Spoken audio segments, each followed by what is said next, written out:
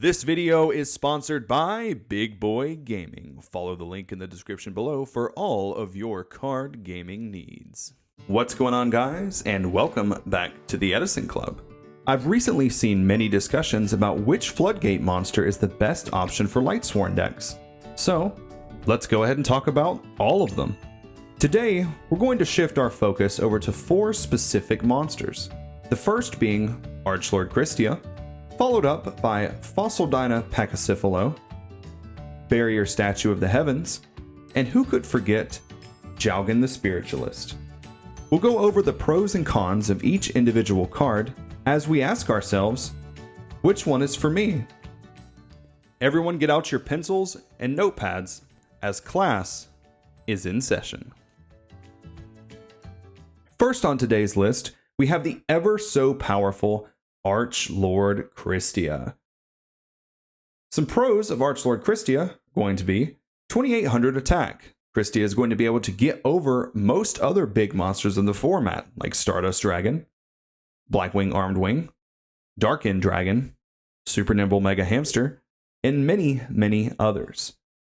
Kristya lowers the opponent's ceiling by preventing them from being able to special summon. A lot of decks like Amaryllis, Frogs, and Quick Draw are going to get hurt significantly from not being able to use their special summon mechanic. Kristya also has a nifty effect to where if it's removed from the field, it goes back to the top of the deck. So if you're able to manipulate your graveyard to always have 4 fairies, you can continuously summon back Archlord Kristya every single turn. Archlord Kristya also does an excellent job of recycling your other resources like Honest, Herald of Orange Light, Celestia, Shire, and many more cards. Some of the cons of Archlord Kristya are going to be it can be dead early, especially in multiples. If you've been a follower of the channel for quite some time, you'll know that I'm a big fan of only playing 2 copies of Kristya in all of my Kristya-sworn decks for this reason alone. Archlord Kristya is limited to only being played in Kristya-sworn. No other variants of Lightsworn can take advantage of Kristya. Also, Kristya can be dead in the mid or the late game without having Beckoning Light or something like Soul of Purity and Light to alter your fairy count.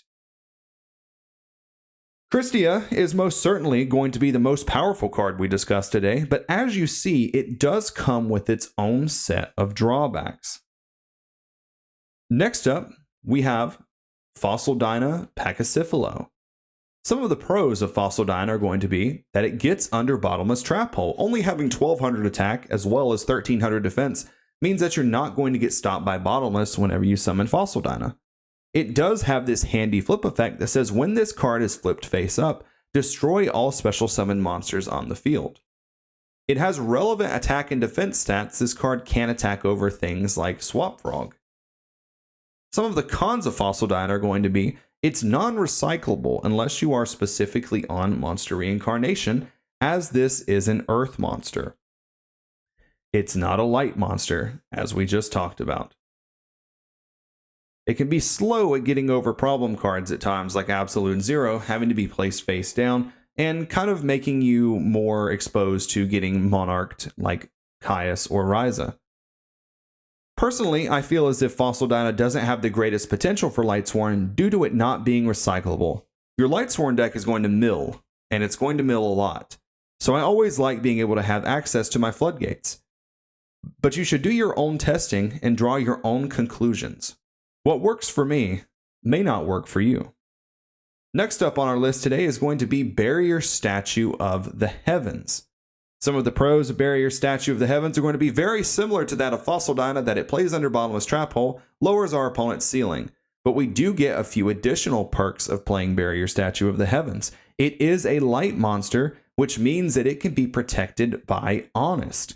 A lot of these decks are going to have to normal summon a card like Swap Frog or something else to be able to clear this card in the battle phase, and backing this card up with Honest just ensures that it locks them out for yet another turn.